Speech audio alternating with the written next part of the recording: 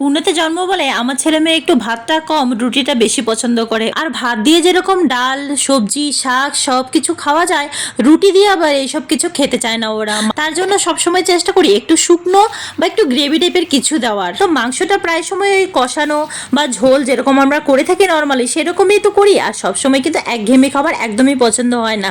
তো যখনই রবিবারে বাজারে যাই আমি তো সবসময় একটু মাংস বেশি এনে রাখি। গোটা একটা মুরগি শুধু পরিষ্কার করে আস্তই নিয়ে চলে আসি, যখন যেটা খাবে সেরকম ভাবে পিসেস করে নিই। তো গোটা মুরগিটা থেকে একটা লেগ পিসই বেঁচে ছিল, তাই ভাবলাম ওটাকে কেটে ছোট না করে এরকম টাইপের একটা কিছু করে দিই যেটা রুটি বা ভাকরি দিয়ে খেতে ভীষণ ভালো লাগে। পরে লেগ পিসটা সবকিছু দিয়ে মেখে আধা ঘন্টা মতো রেখে দিয়েছিলাম। তারপর কড়াইতে তেল দিয়ে পেঁয়াজ টমেটো দিয়ে লেগ পিসটাও দিয়ে দিয়েছিলাম আর একটু ঢেকে ঢেকে গ্যাসটা সিম করে ভাপে ভাপে করেছি। আর কারি পাতাটা আর গরম মশলাটা দিয়ে গ্যাসটা বন্ধ করে দিয়েছিলাম যেন কারি পাতার স্মেলটা মিশে যায়। তো চলো আজকে টাটা, ভালো লাগলে সাবস্ক্রাইব করে সাথে থেকে আবার কালকে দেখা হবে। Heavy tasty.